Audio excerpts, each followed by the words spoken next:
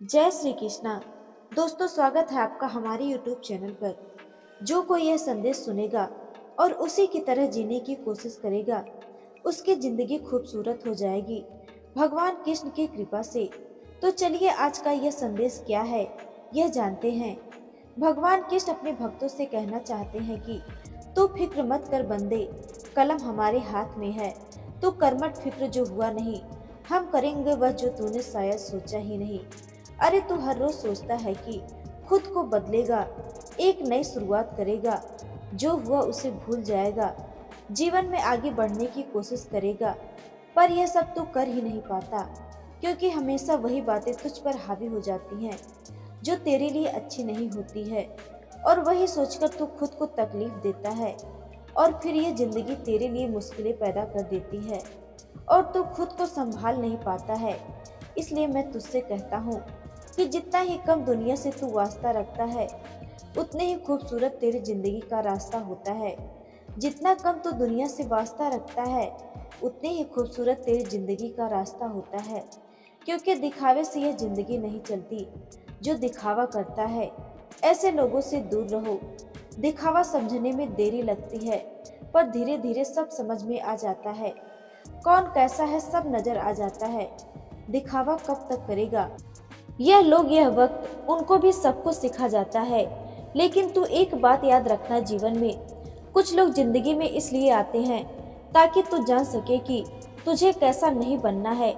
इसलिए जो रिश्ता तुझे रुला दे, उससे घरा कोई रिश्ता नहीं, और जो रिश्ता तुझे रोता हुआ छोड़ दे, उससे कमजोर कोई रिश्ता नहीं, और जो आपकी खुशी के लिए हार मान ले, उसे आप कभी जीत ही नहीं सकते। और ऐसा कोई व्यक्ति अगर तुम्हारे पास है तो उसे समझने की कोशिश करो, उसे अपने आप से कभी दूर मत करो। और इस दुनिया में तेरे पास अगर कोई ऐसा नहीं है तो चिंता मत करो, यह कृष्ण हमेशा तेरे साथ रहेगा। कोई कुछ भी कहे, स्वयं को शांत रखना सीखो, क्योंकि धूप कितनी भी तेज क्यों ना हो, समुंदर को सुखा नहीं पाती है। तुझे लगता है यह जिंदगी तुझे रुलाती है, लेकिन सच तो यह है कि यह जिंदगी तुझे नहीं रुलाती, बल्कि तेरे मन जैसी बातें नहीं होती, इसलिए तुझे यह जिंदगी अच्छी नहीं लगती। लेकिन एक बात याद रखना, तेरे हिसाब से यह जिंदगी नहीं चलती। तेरे लिए क्या अच्छा है, उस हिसाब से मैं तेरी जिंदगी बनाता हूँ। जिंदगी जीते जीते एक बात याद रखना, तुम्हारी कई सारी समस्याओं का कारण तुम्हारी खामोशी नहीं, बल्कि तुम्हारी जुबान होती है। आवश्यकता से ज्यादा बोलना दुखों का कारण बन सकता है, इसलिए कम बोलो, लेकिन स्पष्ट बोलो, और जितना जरूरी है उतना ही बोलो।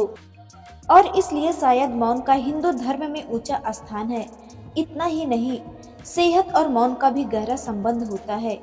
मौन से मानसिक शांति तुझे प्राप्त होती है और विचारों में एकाग्रता आती है।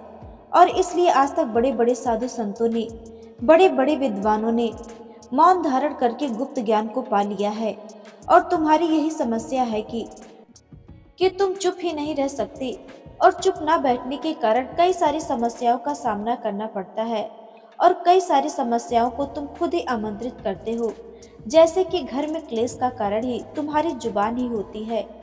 चाहे तो चुप रहकर क्लेश को खत्म कर सकते हो, लेकिन नहीं, तुम लोगों में तो जैसे स्पर्धा चलती है कि कौन सबसे ज्यादा बोलेगा, और इतनी स्पर्धा में जीत किसी की भी नहीं होती। लेकिन फिर भी इनाम में तुम्हें बस मिलता है बहुत बड़ा दुख, मन मुटाव, गुस्सा, क्रोध। इसलिए ज्यादा बोलने से अच्छा है मौन व्रत धारण कर लो। जहाँ जरूरत है वहीं बोलना सीखो। अगर तू ठहर के जरा सोचेगा तो तुझे पता चलेगा कि कितना समय तूने ऐसे यूं ही व्यर्थ बातें करने में गंवा दिया, और जिंदगी में उन बातों की जरूरत ही नहीं थी। लेकिन हाँ, उस जगह पर बोलना बहुत जरूरी हो जाता है जहाँ सच बोलने की आवश्यकता होती है। जैसे कि जहाँ किसी के साथ छल हो रहा हो, कपट हो रहा हो, अधर्म हो रहा हो, अनैतिकता की बातें हो रही हो, हाँ, वहाँ तो तुम्हें बोलना ही पड़ेगा। जैसे कि महाभारत में द्रौपदी का वस्त्र हरण जब हुआ, तब अगर भीष्म पितामह, गुरु द्रोणाचार्य या फिर अन्य जो वहाँ उपस्थित थे, उनमें से अगर कोई भी बोल पड़ता तो शायद महाभारत नहीं होता। इसलिए हमें कहाँ बोलना है और कहाँ चुप रहना है, यह भी समझ में आना चाहिए। और इसके लिए मार्गदर्शन करता हूँ। जो मेरी संगत में रहता है उसे समझ में आता है कि कहाँ बोलना है, कहाँ चुप बैठना है। और कुछ जगह तो ऐसी होती है वहाँ पर तुम्हें चुप ही रहना है। जैसे कि जिस बारे में तुम्हें कुछ नहीं पता वहाँ चुप रहो, ज़्यादा मत बोलो। जब दो लोग आपस में बातें कर रहे हैं वहाँ पर भी तुम कभी मत बोलो, क्योंकि इससे तुम्हारा ही महत्व कम हो जाता है। जब कोई तुम्हें अपनी तकलीफ बता रहा हो तो पहले उनकी तकलीफ सुनो, उनका कहना सुनो, बीच में मत बोलो, क्योंकि तुम्हारे बोलने से ज़्यादा महत्व उसकी भावनाओं का है। इसलिए उसकी भावनाओं पहले सुनो, फिर उस पर बोलो। ऐसे व्यक्ति के साथ कभी भी मत बात करो जो तुम्हें हर बार ठुकरा देता है या फिर तुम्हारी बातों को महत्व नहीं देता है। तुम्हारे आसपास ऐसे कई लोग होते हैं जो तुम कुछ भी कहो लेकिन वह अनसुना कर देते हैं। अगर तुम्हारे आसपास ऐसे लोग मौजूद हैं तो उनके साथ कभी भी मत बात करो जो तुम्हारी तरक्की से खुश नहीं होते हैं। तुम्हारी तरक्की होने से दुख होता है। उनके साथ तुम बातें मत करो, तुम उनके साथ अपनी खुशियां मत बांटो।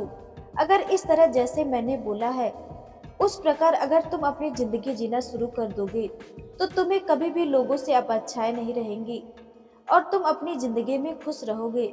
लेकिन हाँ, इन सब में तुम यह मत सोचना कि तुम्हारा अपना तुम्हारे पास ऐसा कोई नहीं है। अरे तुम्हारा यह किस्त तो सदा तुम्हारे पास रहेगा, तुम्हारे साथ रहेगा। बस तुम्हारे किस्त पर भरोसा रखो, क्योंकि यह किस्त अर्जुन का साथ नहीं छोड़ता है।